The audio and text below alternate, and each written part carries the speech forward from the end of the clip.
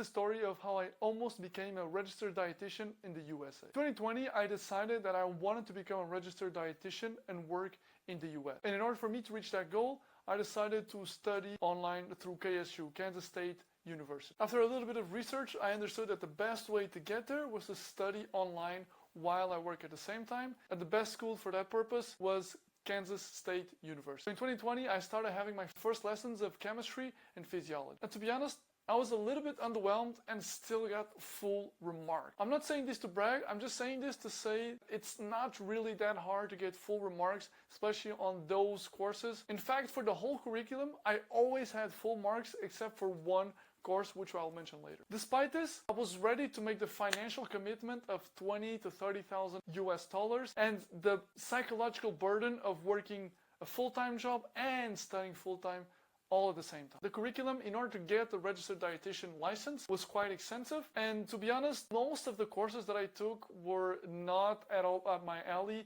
It was not something that I enjoyed particularly doing, except for a couple of courses like nutritional assessment, human nutrition, and clinical nutrition. Throughout the year of 2020, I took almost 8 courses, and everything seemed to go quite small and on track and as planned. Even though I ended up quitting and becoming a registered dietitian in the US, there's a couple of learnings that I took from this almost 2-year experience. The first one, and to be honest, this is the most important one, is that it really reinforced the love that I have for nutrition and physiology.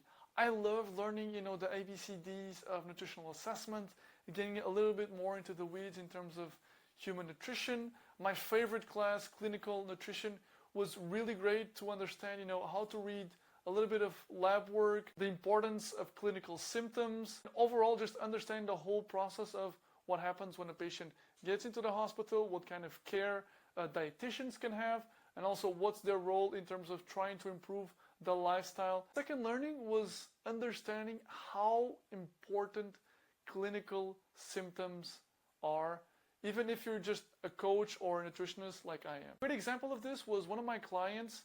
He was having some issues that are typical signs of diabetes, but because I didn't know what these signs were at the time, I couldn't do anything, right? I could always just spit out, you want to drink all the time? Just drink more water. That's your body saying that you need more water. I was completely unaware of the 3 P's of diabetes: polydipsia, polyuria, and polyphagia. My client was basically saying, listen, I'm always thirsty, I'm always hungry all the time, and I'm pissing every single second. The more I drink, the more I want to drink. The more I piss, the more I want to piss. The more I eat, the more I want to eat. But those are the 3 typical signs of someone that has diabetes. Polydipsia, so they're thirsty all the time. Polyuria, they want to pee all the time.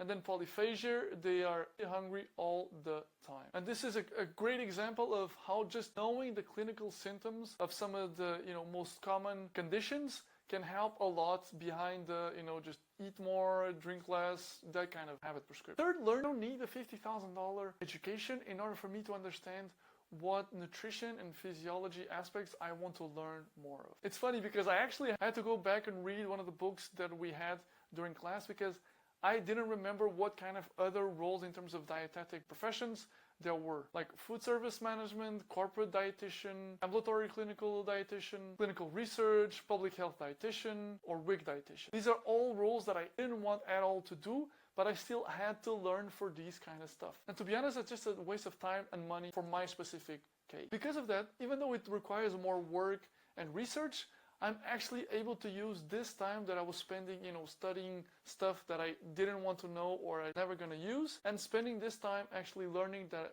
stuff that I want to learn. I'm reading more books than ever on sports nutrition, blood chemistry, clinical sports nutrition, nutritional assessment of athletes, exercise programming. There's a whole plethora of books that I didn't have the time to read, and now I do. I'm actually to take notes and learn from these great professors. Even though they're not there one-to-one to explain me some stuff that I might not know, it is still lots of learnings that I wouldn't have otherwise. Like for instance, what I mentioned in clinical nutrition, for me, it would be much more valuable if we went through like 50 case studies where there's small variations here and there, instead of just going through 3 or 4 case studies where we don't really get the reps to understand exactly what kind of small differences can make in terms of the diagnosis.